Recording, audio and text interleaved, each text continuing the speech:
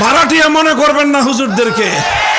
আলেমদের দিকে কেউ করুণার দৃষ্টি দিয়ে তাকাবেন না, ভাইয়ের ভ্রাতৃত্বের দৃষ্টি দিয়ে তাকাবেন, হাতে হাত মেলাবেন। আমি আপনার ভাই, আপনি আমার ভাই। প্রভুত্ব ফলাতে আসবেন, চোখ উপড়ে ফেলবো আমরা কেউ রাজনীতি করি, কেউ রাজনীতি করি না, এটা ভিন্ন প্রসঙ্গ। কিন্তু রাজনীতিতে, রাষ্ট্র ব্যবস্থায় যখনই আমরা কোনো অসঙ্গতি দেখব, কোরআনের দৃষ্টিতে, সুন্নাহর দৃষ্টিতে, ইসলামী শরিয়ার দৃষ্টিতে আমরা যখনই কোনো আপত্তিকর বিষয় দেখব, আমাদের জীবন থাকবে কি থাকবে না পরোয়া করবার সময় আমাদের অতীতেও ছিল না, আজও নাই, ভবিষ্যতেও থাকবে না ইনশাআল্লাহ। আমরা সে বিষয়ে কথা বলবো। গোপালগঞ্জ ওলামা পরিষদ একটা অরাজনৈতিক সংগঠন। আমাদের অনেক অরাজনৈতিক কার্যকলাপ রয়েছে। অরাজনৈতিক কার্যক্রমের অর্থ এটা নয় যে রাষ্ট্র এবং রাজনীতির কোনো অসঙ্গতি সম্পর্কে আমরা কোনো কথা বলবো না, ব্যাপারটা এমন না। আমরা যেহেতু রাষ্ট্রের নাগরিক, শুধু নাগরিক নয়, বরং আমরা রাষ্ট্রের দায়িত্বশীল। বলতে পারেন হুজুর আপনাদেরকে আবার দায়িত্ব দিল কে? আমরা কারো কাছ থেকে দায়িত্ব নেই না, আল্লাহর পক্ষ থেকে দায়িত্ব প্রাপ্ত। বিশেষ করে গোপালগঞ্জের মাটিতে কথা বলতেছি।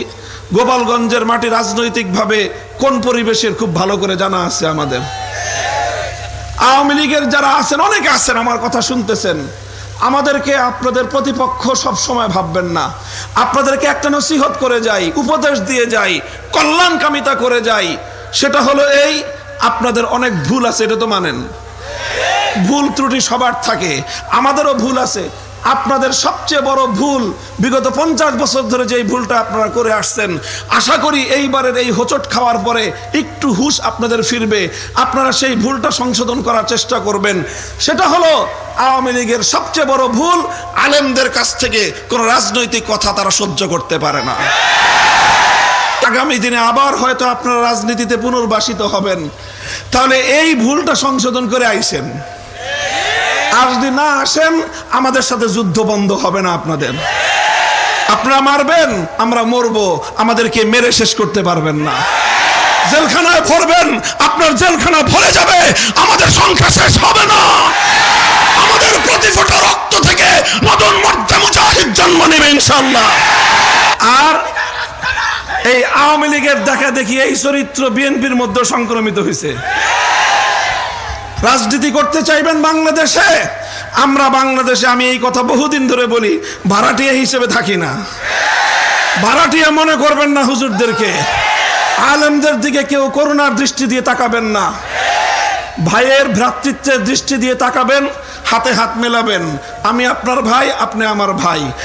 প্রভুত্ব ফলাতে আসবেন, চোখ উপড়ে ফেলবো আমরা।